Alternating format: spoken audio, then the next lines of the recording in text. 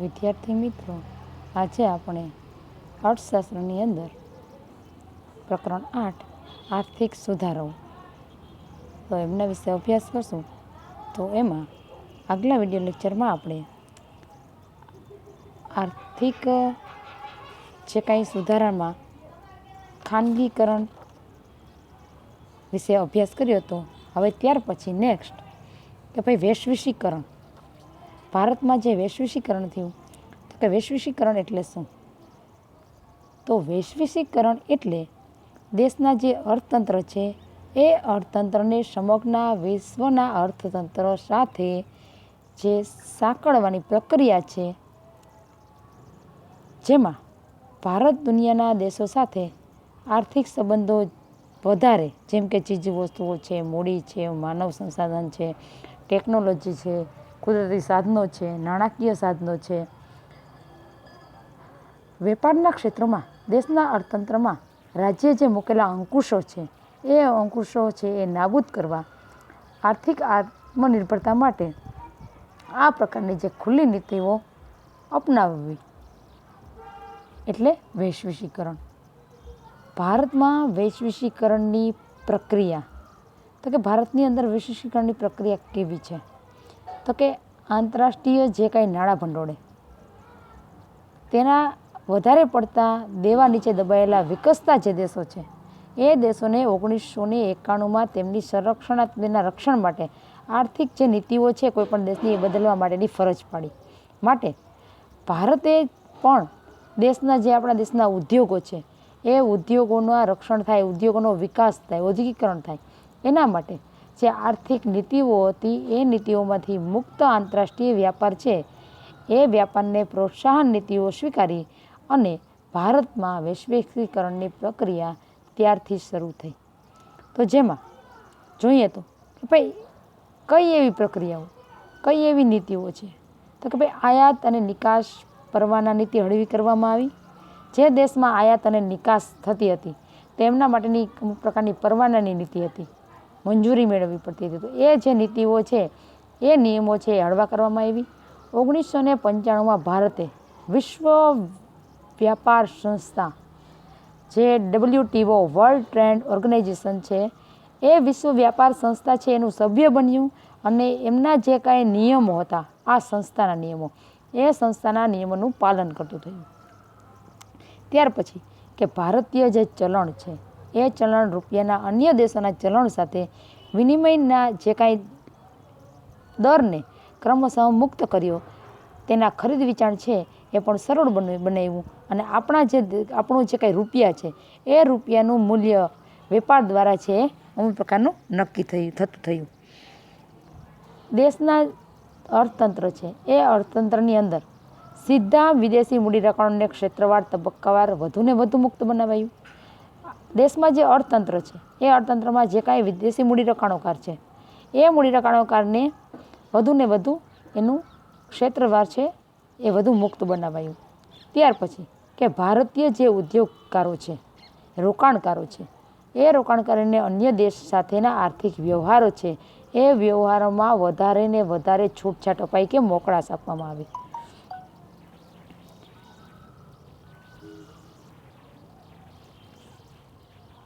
ત્યાર પછી જોઈએ તો કે દેશના અને વિદેશના જે કાંઈ ઉત્પાદકો છે એ ઉત્પાદકો, વેપારીઓ, રોકાણકર્તાઓ માટે રાજ્ય છે એ નીતિગત રીતે તટસ્થ બન્યું.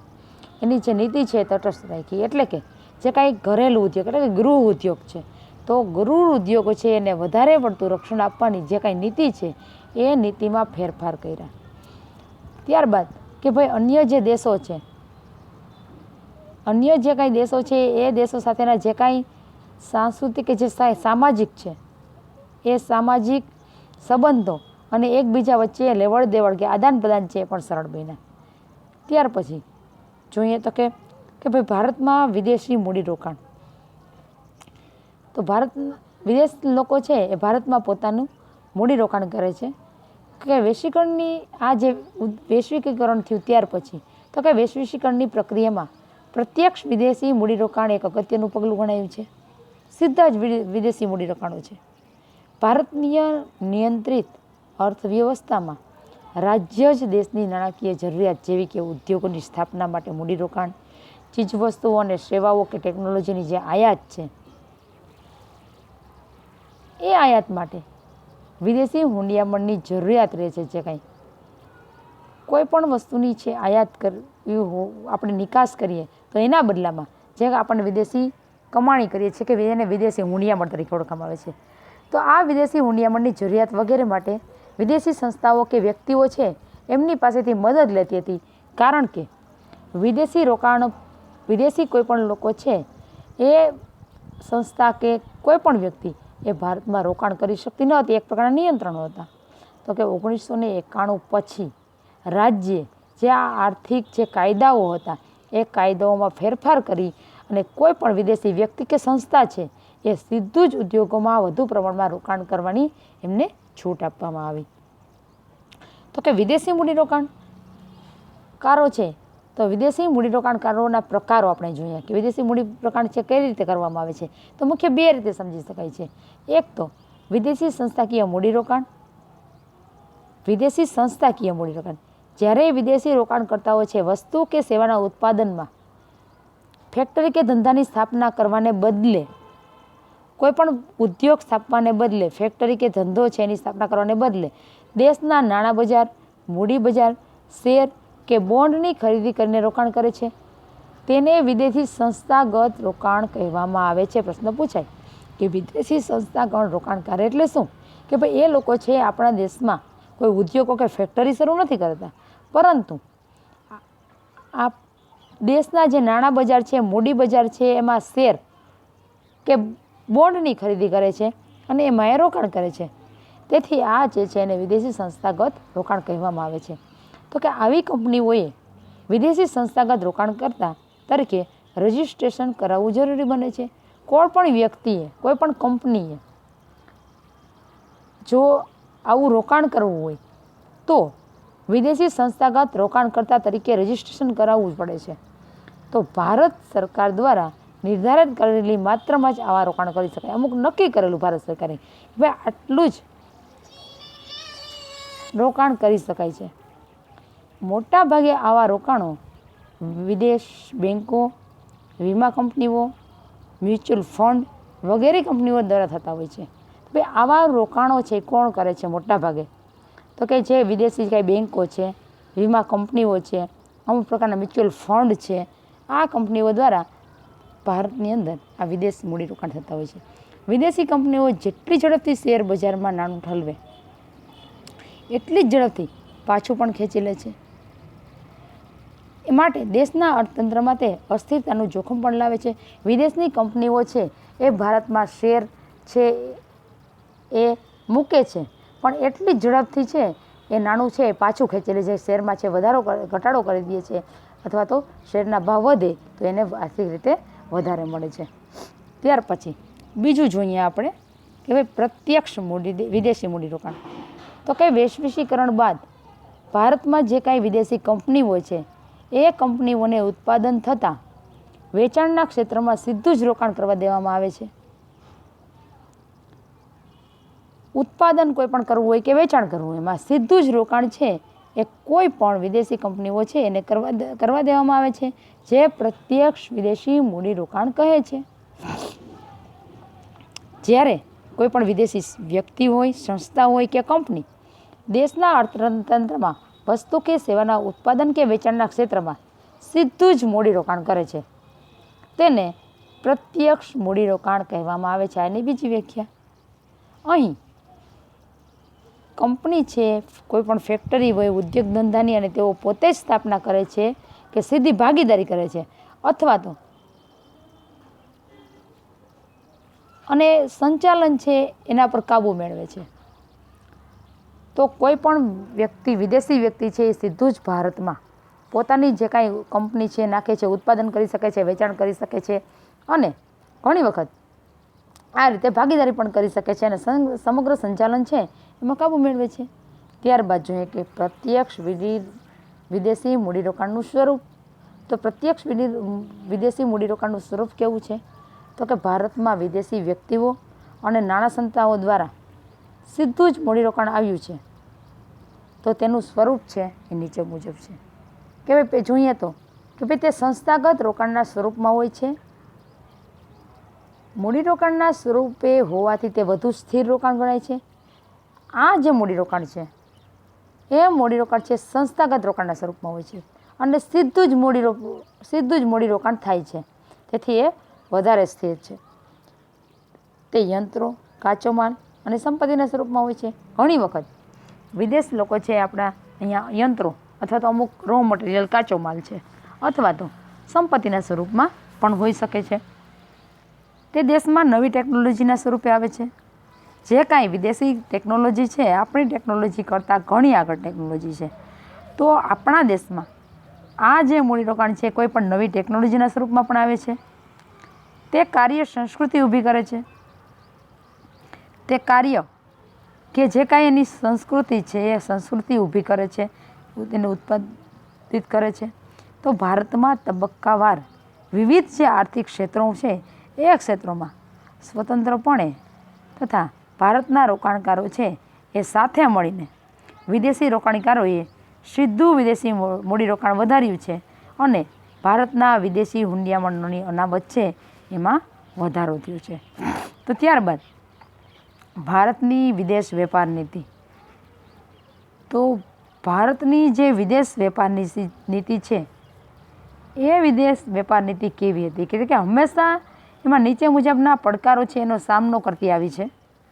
તો એમાં જોઈએ તો કે ભાઈ કેવો એના પડકારો કે કેવો સામનો કર્યો, તો કે ભાઈ આંતરરાષ્ટ્રીય જે સ્પર્ધા છે, સમગ્ર જે દેશ વચ્ચેની જે કાંઈ આંતરરાષ્ટ્રીય સ્પર્ધા છે એ સામે ઘરેલું ઉદ્યોગ કે જે ગૃહ ઉદ્યોગ તરીકે આપણે ઓળખીએ છીએ એ ઉદ્યોગને રક્ષણ આપવા માટે જે આયાતો છે એ આયાત પર અંકુશ રાખવાની જરૂરિયાત. આપણા જો ઉદ્યોગ છે એ ઉદ્યોગ વિદેશમાંથી કોઈ પણ વસ્તુ છે એ આયાત એના ઉપર અંકુશ રાખવામાં આવે, મંગાવવામાં ન આવે તો આપણા ગૃહ ઉદ્યોગ છે એની વસ્તુ છે એ બજારમાં વધારે એની માંગ રહે. તો આયાતો ઉપર વિદેશી જે કાંઈ આયાતો પર અંકુશ રાખવાની જરૂરિયાતો. ત્યાર પછી બીજું કે ઘરેલું ઉદ્યોગમાં ઉત્પાદન વધારવા તથા આયાત અવેજીકરણ માટે ટેકનોલોજી યંત્રો, પૂરક યંત્રો તથા સાધનોની આયાતનું પ્રમાણ નક્કી કરવું. કે જે કાંઈ ઘરેલું ઉદ્યોગ છે, ગૃહ ઉદ્યોગ છે, એ ઉદ્યોગમાં ઉત્પાદન કેવી રીતે વધારવું તથા જે આયાત જે વસ્તુની થાય છે, જે માલની થાય છે, તો એની પૂરકમાં એની અવેજીમાં કઈ વસ્તુ ટેકનોલોજીના યંત્રો, પૂરક યંત્રો કે સંસાધનો છે એનું આયાતનું પ્રમાણ છે એ કેટલું એ નક્કી કરવું. ત્યાર પછી વિદેશી હુંડિયામણ બચાવવા બિનજરૂરી ચીજવસ્તુઓની આયાત પર અંકુશ રાખો કે નહીં. આપણે જે વિદેશી હુંડિયામણ, આપણે જે નિકાસ કરીને વિદેશી હુંડિયામણ કમાઈએ છીએ, તો આ જે વિદેશી હુંડિયામણ છે એની બચત થાય એ માટે જે આપણા દેશમાં જરૂરિયાત નથી, બિનજરૂરી છે એવી જે ચીજવસ્તુઓની આપણે આયાત થાય તો એ આયાત પર અંકુશ રાખવો. ત્યાર પછી આયાત આવશ્યક જે આયાતો છે એ આયાતો માટેની ચૂકવણી માટે જરૂરી હુંડિયામણ કમાવા માટે નિકાસોને પ્રોત્સાહન આપવું. આપણે કોઈ પણ વસ્તુ આયાત ક્યારે કરી શકીએ, કોઈ પણ વસ્તુ આપણે વિદેશમાંથી મંગાવીએ તો એ વસ્તુના બદલામાં આપણે એને મૂલ્ય ચૂકવવું પડે છે. તો જે કાંઈ જરૂરી છે એવી આયાતો માટે ચૂકવણી માટે જે જરૂરી હુંડિયામણ છે એ જરૂરી હુંડિયામણ કમાવવા માટે આપણે જો આપણી નિકાસ વધારીએ, આપણે આપણા દેશમાંથી કોઈ પણ વસ્તુ નિકાસ કરીએ તો આપણે વિદેશી હુંડિયામણ કમાવીએ, તો આ નિકાસોને પ્રોત્સાહન આપવું. ત્યાર પછી ઘણી બધી ભારતીય વસ્તુઓ ગુણવત્તાના પ્રશ્ને આંતરરાષ્ટ્રીય વ્યાપારમાં ટકી શકતા નથી. વિદેશ નીતિ માટે આ પ્રશ્નનો ઉકેલ પડકારજનક હતો. આપણી એવી ઘણી વસ્તુઓ છે કે એ વસ્તુઓની ગુણવત્તા, ક્વોલિટી છે, એ ગુણવત્તાને પ્રશ્ને આંતરરાષ્ટ્રીય જે કાંઈ બજાર છે, વ્યાપાર છે, એમાં આપણી વસ્તુ છે એ ટકી શકતી નથી. કારણ કે આપણી વસ્તુની હરોળમાં અન્ય દેશની વસ્તુ છે એની ગુણવત્તા છે સ્ટાન્ડર્ડ હોય, વધારે સારી હોય, એટલે સામાન્ય રીતે આપણી વસ્તુ છે એ ટકી નથી શકતી. તો આ છે વિદેશ નીતિ માટે આ પ્રશ્ન છે એ પણ એક પડકારજનક હતો. ત્યાર પછી વિદેશ વેપાર નીતિમાં ઘડતરમાં રોજગારના વ્યાપક આધાર સમા નાના અને ગૃહ ઉદ્યોગોના ઉત્પાદન તથા વિકાસને પ્રોત્સાહન આપવું. જે વિદેશની વ્યાપાર નીતિ છે એ વ્યાપાર નીતિના ઘડતરમાં જો રોજગારીના મુખ્ય પ્રશ્નો જોઈએ, રોજગારી એમાં આ મોટા ભાગના જે ઉદ્યોગો છે એમાં ગૃહ ઉદ્યોગ અને નાના પાયાના ઉદ્યોગ છે એ રોજગારી વધારે આપે છે. કારણ કે વધારે આપે છે એનું પાછળનું કારણ એ છે કે ભાઈ એમાં શ્રમ પ્રધાન છે. નાના ઉદ્યોગ અને ગૃહ ઉદ્યોગ છે એ ઉદ્યોગો છે એ શ્રમ પ્રધાન છે, એટલે આ ઉદ્યોગ છે એમાં રોજગારીની તકો વધારે રહેલી છે. એટલે ઉદ્યોગોના ઉત્પાદન અને વિકાસ છે એને પ્રોત્સાહન આપવું. ત્યાર પછી આંતરરાષ્ટ્રીય વેપારમાં વિદેશી હુંડિયામણની જરૂરિયાત ઊભી થાય છે. તેથી આંતરરાષ્ટ્રીય વ્યાપારની સમસ્યાઓ આંતરિક વેપારની સમસ્યાઓ કરતાં જુદી હોય છે.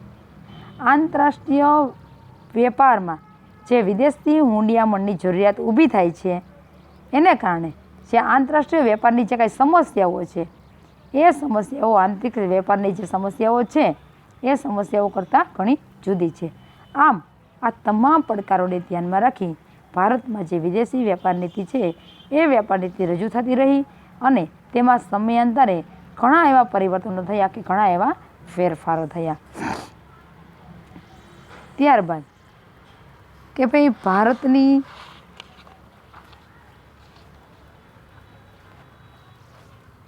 વિદેશ વ્યાપાર નીતિ ના તબક્કા. તો ભારતની જે વિદેશ વ્યાપાર નીતિ છે એ વ્યાપાર નીતિના મુખ્યત્વે બે ભાગમાં વહેંચી શકીએ. એક વૈશ્વિકીકરણ પહેલાંની વિદેશી વ્યાપાર નીતિ અને બીજું વૈશ્વિકીકરણ પછીની વિદેશ વ્યાપાર નીતિ. તો કે વૈશ્વિકીકરણ પહેલાંની વિદેશ વ્યાપાર નીતિ કેવી હતી? તો કે સ્વતંત્રતા બાદ ભારતને જ્યારે આઝાદી મળી ત્યારબાદ શરૂઆતના વર્ષોમાં વહીવટીય, આર્થિક અને રાજકીય માળખાની ગોઠવણના હતા. દેશ વિદેશી શાસનમાંથી મુક્ત થયો હતો, માટે વિદેશી વસ્તુઓ, વિદેશી વ્યાપાર, વિદેશી કંપનીઓ અને સામે જે માનસિક વિરોધ હતો. દેશ આપણો દેશ છે જ્યારે ગુલામીમાંથી મુક્ત થયો, વિદેશી શાસનમાંથી મુક્ત થયો ત્યારે કે ભાઈ વિદેશી કોઈ પણ વસ્તુ, વિદેશ સાથે વ્યાપાર, વિદેશી કંપનીઓ સામે છે એની માટે વિરોધ હતો. વિદેશની કોઈ પણ સ્વદેશી વસ્તુઓ અપનાવો. તો એ ગાળામાં કોઈ પણ જે વિદેશની આયાત છે, આયાત ઉપર અંકુશો હતા અને આપણા દેશની નિકાસ છે, નિકાસ પણ ખૂબ જ ઓછી હતી. તો ભારતે મિશ્ર જે અર્થતંત્ર સ્વીકાર્યું અને આયોજન દ્વારા વિકાસની વ્યૂહરચના અપનાવી. મોટા પાયાના ઉદ્યોગોની સ્થાપના તથા જરૂરી જે ઉદ્યોગો છે એ ઉદ્યોગોના વિકાસ માટે મોટા પાયે આયાતો થતી. તો વિદેશી જે હુંડિયામણ છે ઘટી જવામાં પામ્યું. ઘર વપરાશની જે કાંઈ ચીજવસ્તુઓ છે એ ચીજવસ્તુની આયાત છે એના ઉપર અમુક પ્રકારના નિયંત્રણો મુકાયા. તો કે ભારતની જે વિદેશ વેપાર નીતિ છે એ વેપાર નીતિમાં દેશના ઉદ્યોગોને સંરક્ષણ પર ભાર મૂકવામાં આવ્યો. આયાતો છે એ આયાતો પર અંકુશ લાગ્યા અને નિકાસ છે, નિકાસ વધારીને વિકાસ કરવાનું વિચાર્યું કે ભાઈ જો દેશમાં નિકાસ વધશે તો જ આપણે વિદેશી હુંડિયામણ કમાઈ શકશું. બરાબર, આર્થિક જે કાંઈ વિકાસ છે ભારતનો તો જ થશે. તો આયાત છે એ ઘટાડી અને નિકાસો છે એ વધારવાનું વિચાર્યું. ભારતની નિકાસોમાં મુખ્યત્વે જોઈએ તો ભાઈ ભારત છે ખેતી પ્રધાન દેશ છે, તો ખેત પેદાશો, પછી હસ્તકળા, આપણી જે કાંઈ ઝવેરાત છે તો એ ઝવેરાત જેવી પરંપરાગત નિકાસો છે એ સાથે ટેકનોલોજી આધારિત જે પરંપરાગત નિકાસો છે એ નિકાસો પણ વધારવામાં આવી. વિદેશી હુંડિયામણના બજારમાં રૂપિયો સરકારના અંકુશમાં રખાયો. જે વિદેશી હુંડિયામણ છે એ હુંડિયામણ છે એમાંથી જે કાંઈ હુંડિયામણ આપણને મળે છે એ પૈસા છે એ સરકારના અંકુશમાં રાખવામાં આવ્યો. જ્યાં રૂપિયાના અવમૂલ્યન દ્વારા નિકાસ વધારવાની નીતિ અપનાવી કે ભાઈ નિકાસ જેમ બને એમ નિકાસ વધારો તો જ દેશનો આર્થિક વિકાસ થશે. જોકે રૂપિયાની અવમૂલ્યનની આયાતો મોંઘી થઈ. આયાત છે કોઈ પણ વસ્તુ, આપણે જે નિકાસ કર્યા એના કરતાં કોઈ પણ વસ્તુ મંગાવીએ, આયાત કરીએ છીએ. આપણા દેશમાં જે વસ્તુઓ છે નહીં, જે વસ્તુની જરૂરિયાત છે અને આપણા દેશમાં એ વસ્તુનું ઉત્પાદન નથી, એ આપણા અન્ય દેશમાંથી મંગાવીએ તો એ મોંઘી થઈ. પણ તે અતિ આવશ્યક હોવાથી તેમાં કાંઈ બહુ ઘટાડો નથી, પણ એ વસ્તુ એવી હતી કે એ વસ્તુ છે એ જરૂરી હતી મંગાવી, એટલે એમાં બહુ એ આયાતોમાં બહુ ઘટાડો કરી શકાયો નહીં. ખર્ચ વધ્યું અને લેણ દેણની તુલનામાં ખાધું બી. ભાઈ નિકાસો કરી એનાથી જે આવક મેળવતા એના કરતાં આયાતો કરતાં એ ચીજ વસ્તુ મોંઘી, તો એમાં ખર્ચ વધારે થઈ જતું અને જે લેણ દેણની તુલા છે એમાં અસંતુલન કે ખાધું બી થઈ. શરૂઆતમાં આયાત અવેજીકરણ દ્વારા આયાત ઘટાડવાની વ્યૂહરચના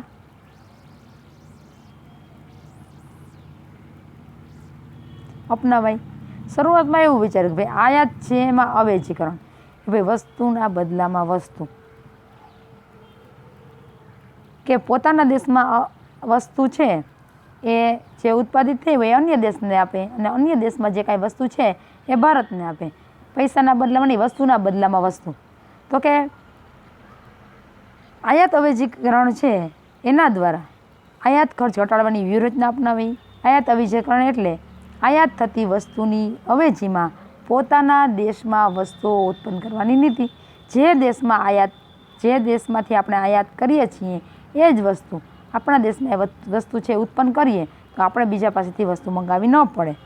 ત્યાર પછી વૈશ્વિકીકરણ પછીની વિદેશ વેપાર નીતિ, કે 1991થી ભારતે વૈશ્વિકીકરણ થયું ત્યાર પછી વિદેશ વેપાર નીતિ કેવી હતી?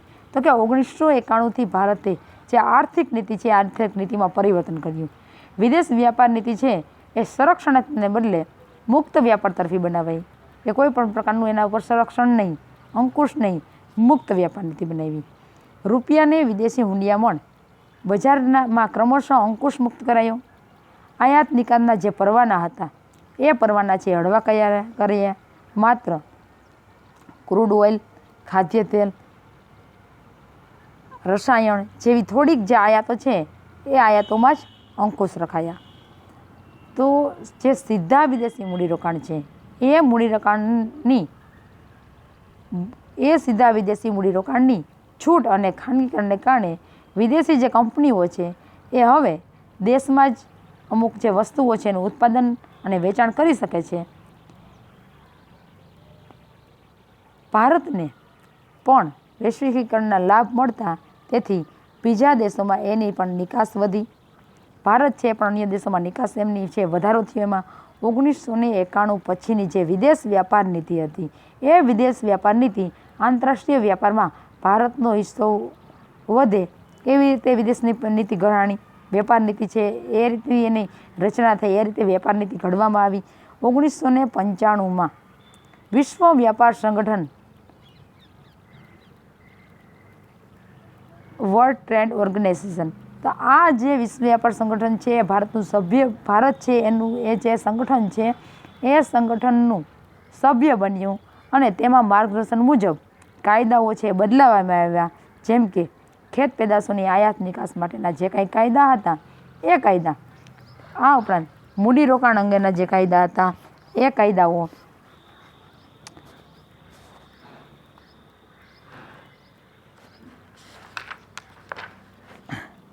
ત્યાર પછી જે કાંઈ આર્થિક સુધારાઓ છે તો આર્થિક જે સુધારાઓ છે એમનું મૂલ્યાંકન, કે ભારતમાં 1991થી રાજ્યના જે અંકુશોવાળી આર્થિક નીતિઓ હતી એ નીતિઓ બજાર આધારિત ખાનગી મિલકત અને નિર્ણય સ્વાતંત્ર્યવાળી મુક્ત અર્થવ્યવસ્થા તરફ બદલાવવામાં આવી. અને તેને ઘણા જે છે એને આપણે જે આર્થિક સુધારા નામે ઓળખીએ છીએ. એમાં જે કાંઈ ફેરફાર થયો, જેમાં બદલાવ આવ્યો, એ છે આર્થિક સુધારાના નામે ઓળખીએ છીએ. તો કે ભારતની અંદર 1951થી આયોજિત આર્થિક વિકાસ, જાહેર ક્ષેત્રનું પ્રભુત્વ અને અર્થકારણ પર રાજ્યના જે અંકુશો છે એ અંકુશો દ્વારા સમાજવાદી ઢબની સમાજ રચનાનો ઉદ્દેશ્ય હતો. આ નીતિઓમાં 1991 પછી એમાં પરિવર્તન આવ્યું અને આજે લગભગ 25 વર્ષના અનુભવ પછી આ જે પરિવર્તનો છે એ પરિવર્તનનું મૂલ્યાંકન કરીએ તો નીચેની જેવી કેટલીક બાબતો છે એ મહત્ત્વની બને છે. કે ભાઈ આર્થિક સુધારાની જે સાનુકૂળ અસરો છે, તો આર્થિક સુધારાની જે કાંઈ અનુકૂળ થઈ સાનુકૂળ અસરો છે તો એ અસરો કેવી છે? તો કે ભારતે આર્થિક ક્ષેત્રે જે ઉદારીકરણ, ખાનગીકરણ અને વૈશ્વિકીકરણની જે નવી નીતિ આ જે નવી આર્થિક નીતિ અપનાવી તેણે આર્થિક જે નિર્ણયો છે એ નિર્ણયમાં માંગ અને પુરવઠો, લોકોની માંગ કેટલી છે, સામેનો પુરવઠો છે, એ પુરવઠાના પરિબળનું મહત્ત્વ છે વધારી દીધું. માટે જ કિંમત નિર્ધારણ, વેતન નિર્ધારણ, વ્યાજ નિર્ધારણ અંકુશમત અને વાસ્તવિક બન્યા. જે કાંઈ કિંમત છે એમાં નિર્ધારણ થયું, વ્યક્તિનું વેતન છે એમાં નિર્ધારણ થયું, જેના પર વ્યાજ લેવામાં આવે છે એનું પણ અમુક નિર્ધારણ થઈ ગયું. તો આવી રીતે અંકુશ મુક્ત અને વાસ્તવિક બન્યા. રાજ્યના અંકુશો છે એ ઓછા થયા અને એને કારણે ઉત્પાદન, મૂડીરોકાણ, વહેંચણી આર્થિક પરિબળો દ્વારા નક્કી થઈ અને રાષ્ટ્રીય અને વિદેશી એવા ભેદ છે ઘટ્યા. પરિણામે અર્થતંત્ર પર કેટલીક એવી સાનુકૂળ આર્થિક અસર દેખાણી. તો કે કેવી અસરો થઈ? તો કે દેશના ગ્રાહકોને આંતરરાષ્ટ્રીયની જે કાંઈ ગુણવત્તાની વસ્તુઓ સહેલાઈથી સસ્તા દરે મળતી થઈ. દેશમાં જે ગ્રાહકો છે એ ગ્રાહક છે એને જે કાંઈ વિદેશી આંતરરાષ્ટ્રીય જે ગુણવત્તાવાળી વસ્તુઓ છે એ સહેલાઈથી મળવા લાગી અને પ્રમાણમાં સસ્તી મળતી થઈ. પછી બીજું તો કે ભાઈ દેશનું જે કાંઈ હુંડિયામણ છે એ હુંડિયામણ ભંડોળ છે આયાતો વધી, આયાતો ઘટી, નિકાસો વધી, દેશમાં અમુક વસ્તુનું ઉત્પાદન થવા લાગ્યું. તો જે કાંઈ વિદેશી હુંડિયામણ છે એ હુંડિયામણની બચત થઈ એટલે કે વિદેશી હુંડિયામણના ભંડોળમાં વધારો થયો. ભારત છે એની નિકાસોમાં વધારો થયો, દેશમાં જ ઉત્પાદન થવા માંડ્યું મોટાભાગનું. એટલે જરૂરિયાત પૂરતી વસ્તુઓ રાખી અને અન્ય વસ્તુ છે આપણે અન્ય દેશમાં નિકાસો કરવા માંડ્યા. તો કે ભારતની છે નિકાસમાં વધારો થયો. રાજ્યને વિદેશી દેવાનો બોજો ઘટ્યો અને સીધા વિદેશી મૂડીરોકાણકાર વધ્યા જેનું જોખમ રાજ્યને માથે ન હતું. રાજ્યને જે કાંઈ વિદેશી દેવાનો જોખમ કોઈ પણ રાજ્યને, તો આ જે દેવાનો એની ઉપર જે દેવું થઈ જતું, આયાત કોઈ પણ વસ્તુ કરે તો બદલામાં આપણે એને પૈસા ચૂકવવા પડે.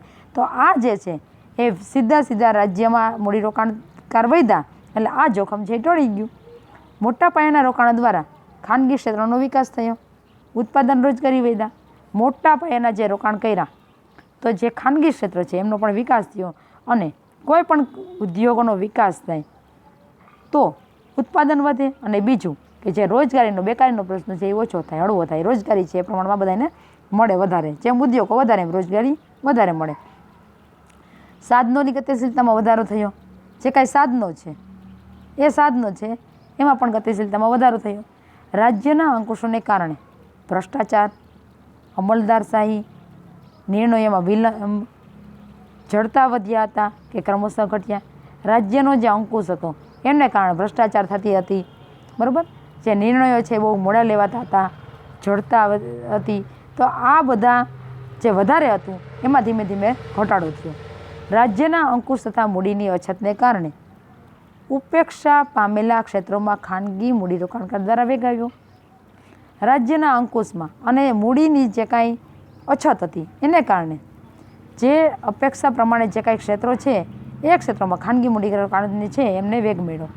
વસ્તુઓ અને સેવાઓની અછતમાં ઘટાડો થયો, વૈવિધ્યમાં વધારો થયો. જે કાંઈ વસ્તુઓ છે અને સેવાઓની જે કાંઈ અછત હતી પહેલાં, તો આ ઉત્પાદન વધ્યું. વિદેશી મૂડીરોકાણોએ ભારતમાં પોતાનું મૂડીરોકાણ કરીને ઉત્પાદકતાને વધારી.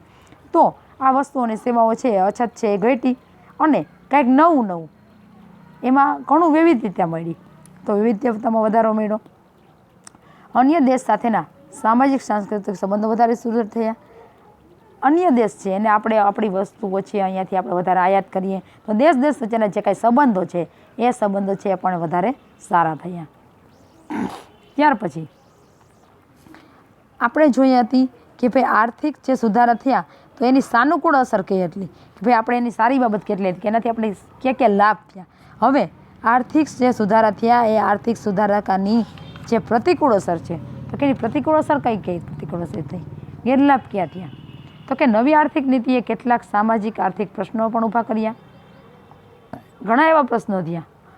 તો કેવા પ્રશ્નો? જેમ કે આપણે જોઈએ કે ભાઈ નાના પાયાના ઉદ્યોગ અને ગૃહ ઉદ્યોગો છે એને ભારે નુકસાન થયું.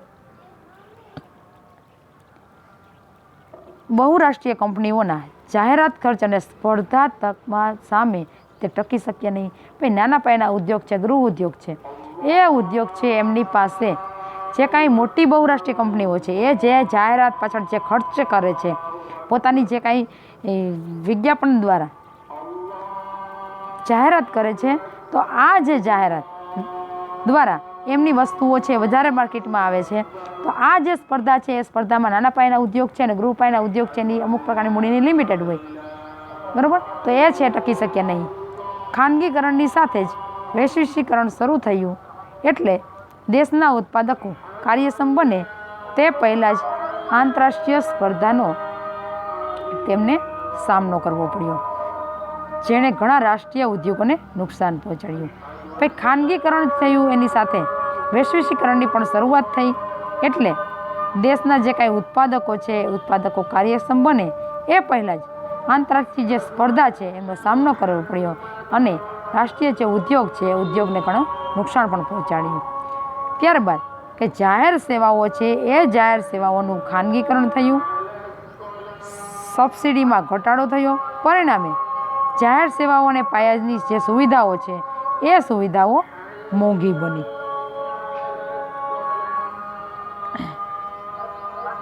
જેને તમામ વસ્તુઓ કે સેવાના ઉત્પાદન ખર્ચમાં ઘટાડો કર્યો.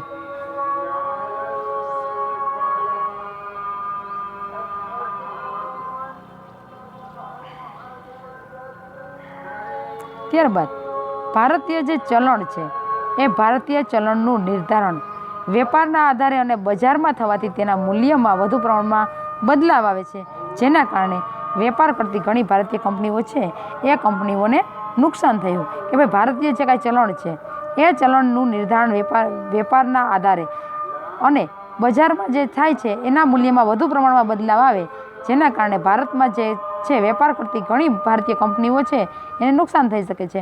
ત્યાર પછી કે ભાઈ બહુરાષ્ટ્રીય કંપનીઓ મોટી કંપનીઓએ નીચા દરે ખૂબ પુરવઠો અર્થતંત્રમાં ઠાલવી લાદણની નીતિ આચરી. જે કાંઈ મોટી કંપનીઓ છે બહુરાષ્ટ્રીય કંપનીઓ છે એ કંપનીઓ છે મોટી કંપનીઓ છે ખૂબ જ નીચા દરે વસ્તુ કોઈ પણ છે એનો કિંમત છે ખૂબ નીચા દરે અર્થતંત્રમાં જે કાંઈ બજારમાં મૂકે છે, તો એને કારણે પણ આપણી જે કાંઈ ચીજ વસ્તુઓ છે એ ઉદ્યોગો દ્વારા ઉત્પન્ન થયેલી ચીજ વસ્તુઓ છે એ ઓછી વેચાણ થાય અને વિદેશી કંપનીઓ છે એની જે કાંઈ ચીજ વસ્તુ છે વધારે વેચાય. WTO વર્લ્ડ ટ્રેડ ઓર્ગેનાઇઝેશન એ ગુણવત્તાના ઊંચા ધોરણો નિર્ધારિત કર્યા, જેના કારણે ભારત જેવા દેશોની કેટલીક વસ્તુઓ નિકાસ કરવા મોટો પડકાર ઊભો થયા, ખાસ કરીને ખેત પેદાશોની નિકાસો. ભાઈ આ જે કાંઈ WTO વર્લ્ડ ટ્રેડ ઓર્ગેનાઇઝેશન જે કાંઈ સંયુક્ત એક મંડળ છે, તો આ જે સંયુક્ત રાષ્ટ્રનું એક મંડળ છે, તો એમને કોઈ પણ વસ્તુ છે એની ગુણવત્તાને ધોરણે કે વસ્તુ છે એની ક્વોલિટી એ નક્કી કરી અને એને કારણે ભારત જેવા દેશ છે એની કેટલીક વસ્તુઓ છે એ નિકાસ કરવી એ બહુ અઘરી હતી, કારણ કે આપણી જે કાંઈ ગુણવત્તા છે એ અન્ય જે દેશ છે એની ગુણવત્તા પ્રમાણે જો નબળી હોય તો આપણો માલ છે કે આપણી વસ્તુઓ છે એ વિશ્વ બજારમાં ટકી શકે નહીં. તો એના માટે આપણી મુખ્ય ખાસ જે હતી કે ખેત પેદાશોની નિકાસ છે એ નિકાસ. પછી ખાનગીકરણને કારણે મોટા પાયે ઉદ્યોગો સ્થપાયા, જેણે રસ્તા, વીજળી, પાણી, કાચા માલની સુવિધાઓ પૂરતા પ્રમાણમાં મળી નહીં અને તેની તંગી સર્જાઈ. ખાનગીકરણ થયું એને કારણે મોટા પાયે ઉદ્યોગો સ્થાપના. તો મોટા પાયે ઉદ્યોગો સ્થાપના એટલે જે આ ઉદ્યોગો છે એને આવી જે કાંઈ જરૂરિયાત છે એ જરૂરિયાત સગવડતાઓ છે, માળખાકીય સુવિધાઓ છે, આ સગવડતાઓ પૂરતા પ્રમાણમાં મળી નહીં એટલે એની પણ તંગી સર્જાઈ. જે આર્થિક અસમાનતા છે, ભાઈ ધનિક વધારે ધનિક અને ગરીબ વધારે ગરીબ. પૈસાદાર વ્યક્તિ છે એ વધારે ને વધારે પૈસાદાર બને છે અને ગરીબ છે એ વધારે ને વધારે ગરીબ થાય છે. તો જે આ આર્થિક અસમાનતા કહીએ આપણે એમાં ખૂબ મોટો વધારો થયો. ત્યારબાદ જીવન જરૂરિયાતની વસ્તુઓ સેવાઓના ભોગે સમાજના જે નાના વર્ગ છે એ નાના વર્ગની જરૂરિયાતો સંતોષાતી મોજ શોખની વસ્તુઓનું ઉત્પાદન વેચાણ વધ્યા. જીવન જરૂરિયાતની વસ્તુઓ અને સેવાઓ છે એમના ભોગે સમાજના જે નાના વર્ગ છે એ નાના વર્ગ છે એ જે સાધન સંપન્ન વર્ગ છે એમની જરૂરિયાત છે એ સંતોષે અને મોજ શોખની જે કાંઈ વસ્તુઓ છે એમનું ઉત્પાદન અને વેપાર છે વધુ થયું. ત્યાર પછી કે સામાજિક સાંસ્કૃતિક વારસાને વ્યાપક નુકસાન થયું તેવું પણ ઘણા માને છે. આપણો જે સામાજિક અને સાંસ્કૃતિક જે કાંઈ વારસો મળેલો છે તો એ વારસો છે એને પણ આ આર્થિક સુધારાને કારણે ઘણું એવી નુકસાની ભોગવવી પડી છે. તો અહીંયા આપણું આ પ્રકરણ છે એ સંપૂર્ણ પૂર્ણ થાય છે.